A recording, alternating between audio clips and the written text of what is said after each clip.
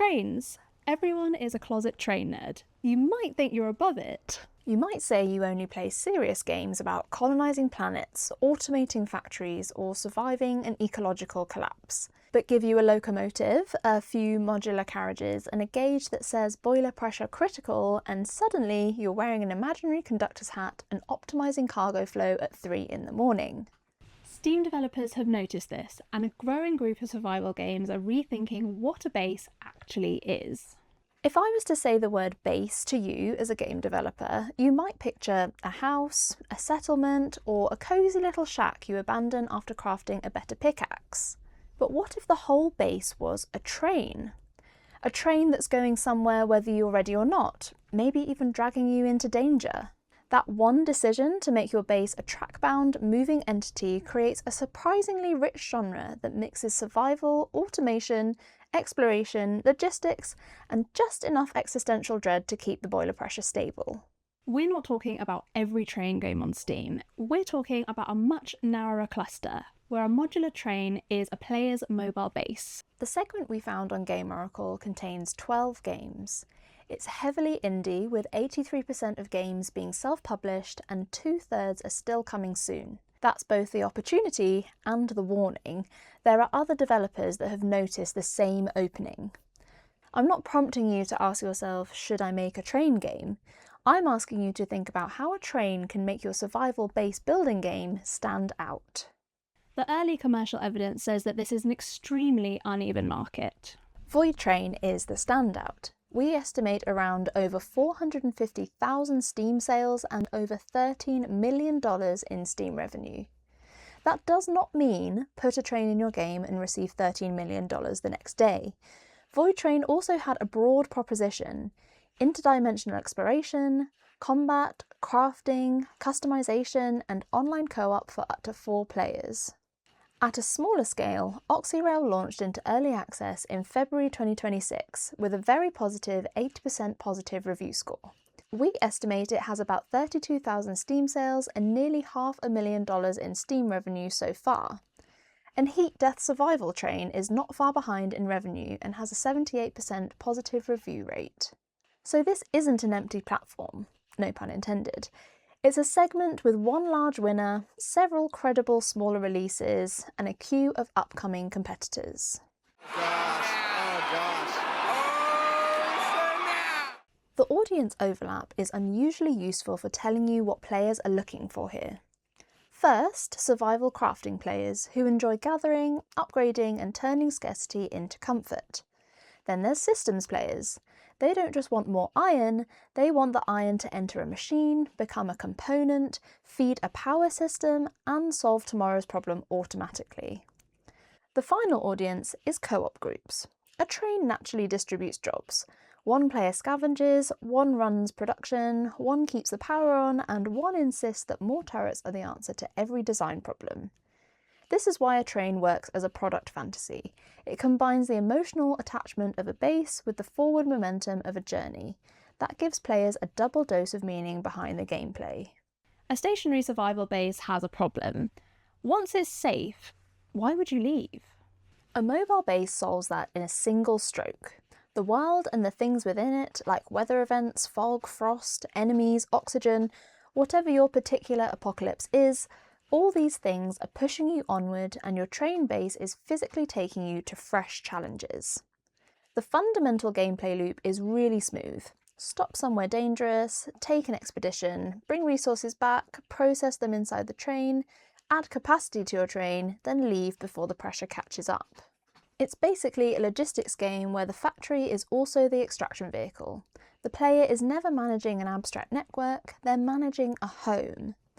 And the modular carriage system makes progression instantly legible. A new carriage is not a tiny stat increase hidden in a spreadsheet. It's a visible, physical expansion of the player's in-game life. In design terms, every carriage should answer a question. What can I do now that I couldn't do before?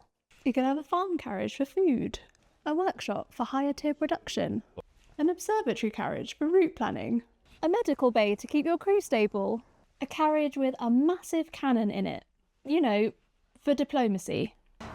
Actually, I'm just gonna go shoot them. I'll be right back. There's a real danger of making a beautiful train with nothing meaningful beyond its windows.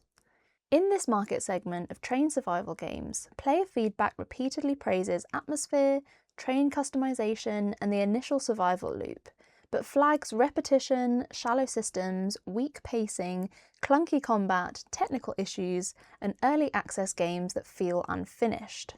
That tells us the train is an excellent front door, but it doesn't make a perfect game on its own. Here's our theory. To make the loop last, every stop needs at least one of three things: a difficult choice, a new kind of problem, or some sort of lasting change to the train. If the player always gets out, mines the same rocks, shoots the same creatures, and comes home with slightly larger numbers, the journey becomes a commute.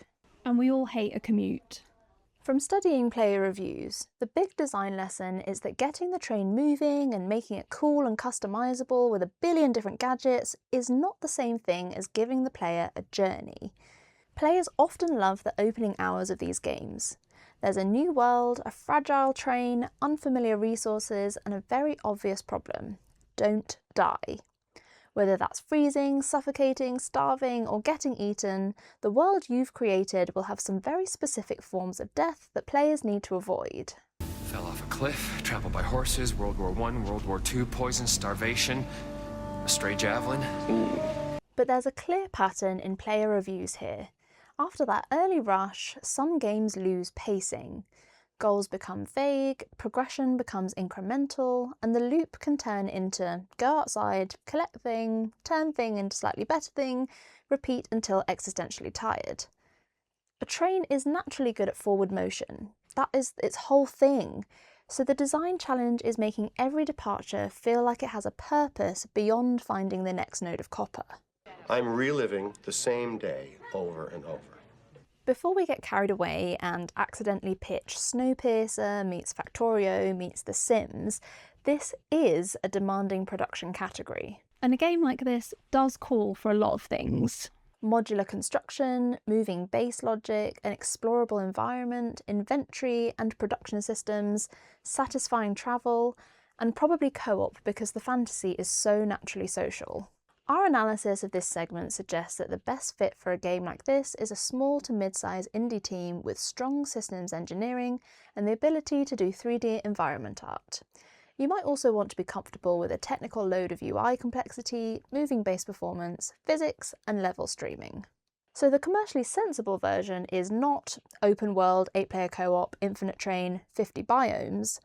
Start with one amazing route, a small number of carriage types, one pressure system, and stops that are memorable, as a minimum. Keep it simple, stupid. Great advice. Hurts my feelings every time. If you're researching this space, start with Voidtrain. Its early development coverage framed the game around a personal, interdimensional train in an open-world action survival adventure, which captures the central pitch really well. It also has the broadest visible community footprint in the social data we extracted. There's an official Discord, subreddit, Twitch category, X account, YouTube channel, console storefronts, and Epic Store presence. It's a useful reminder that games benefit from having multiple different ways to discover them. Then take a look at Railborn, which pitches a 1 to 4 player survival game built around piece-by-piece train construction, branching tracks, farming, power, water, and resource flow. Finally, monitor those other games that are coming soon. At the time of recording, this was Frostrail, EverRail, Frostliner, Steel Ark, and many others. The segment has substantial pre-launch wishlist estimates, so the question is not whether there'll be competition, it's whether the games will feel meaningfully different when players see the capsules side by side. Our conclusion here is that mobile-based survival is a promising niche, but it's no longer an untouched one. The train mechanic is perfect for a commercial game because it gives players an immediate fantasy, visible progression, natural pressure, and a reason to keep exploring. To win now, you need 3 things: a train fantasy that reads instantly, systems deep enough to survive after the novelty fades, and a distinction that competitors don't have, like crew drama, strategic routes, dense vertical construction, or a world that isn't just another frozen wasteland. The opportunity is not just to make a game with trains, it's to make players care so much about a moving pile of metal, furniture, crops, and questionable electrical wiring that missing it feels like leaving home behind. If you want more commercially grounded deep dives into overlooked markets, we built Game Oracle exactly for that. It makes it really easy to crunch the numbers and find the opportunities. And if you're making a mobile-based survival game, comment below and tell us what unique twist you're bringing to the genre. See you in the next one.